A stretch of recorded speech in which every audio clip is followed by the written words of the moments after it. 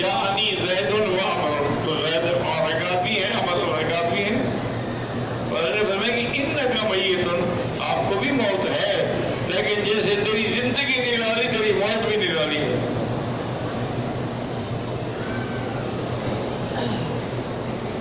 سیدنا صدیق رضی اللہ تعالیٰ عنہ کو پتہ چلا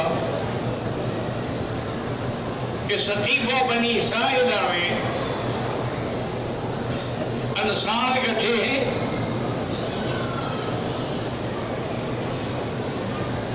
اور سعد بن عبید کو خلیفہ بنانا چاہتے ہیں حضور کے بعد.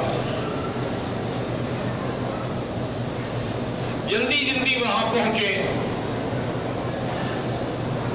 تاکہ حضور کے بعد خلافت کے مسئلے میں انتشار پیدا نہ ہو جائے. حضرت عمر رضی اللہ تعالیٰ عنہ بھی تھے. حضرت عمر نے پوچھا انصار سے بھی کیا چاہتے ہو؟ انہوں نے کہا کہ ہم یہ چاہتے ہیں کہ حضور کے بعد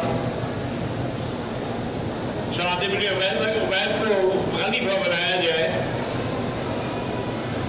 کیونکہ مہاجرین تو ہمیشہ ساتھ رہے. اب آپ کے بعد ہمارے بھی حصے میں کچھ آنا چاہیے. تو حضرت عمر نے کہا کہ میں کیا کروں؟ اللہ کے نبی نے فرما دیا تھا کہ لا خلافت الا فی قریش، میرے بعد خلافت جو ہے قریش میں ہی ہوگی. جب اللہ کے نبی فرما کے ہم آپ کو کیسے دے دیں؟ اس کی وجہ ہے کہ قریش جو تھے وہ خاندانی طور پہ بادشاہ تھے، خاندانی طور پر حاکم تھے مکے کے. انصار جو تھے تو باغبان لوگ تھے، کھجوروں کے باغ تھے، بکریاں تھیں، مال مویشی تھے، ان کو حکومت کا پتہ نہیں تھا.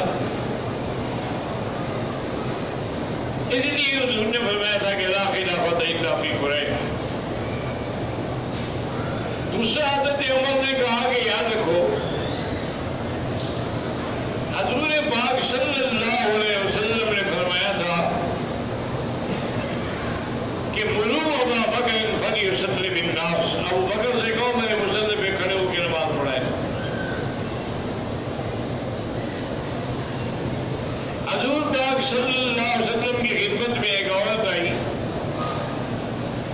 اس نے کہا کہ یا رسول اللہ صلی اللہ علیہ وسلم، اگر میں پھر کبھی آؤں لم یجد کا، آپ کی وفات ہو گئی ہو تو میں مسئلہ کیسے پوچھوں؟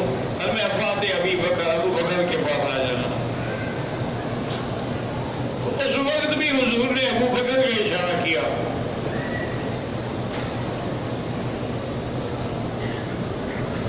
اور دوسری بات یہ ہے، انہوں نے کہا کہ اگر قرآن پہ نظر ڈالو تو ثانی حسنین کا لقب جو ہے وہ کس کا ہے؟ وہ ابو بکر کا ہے.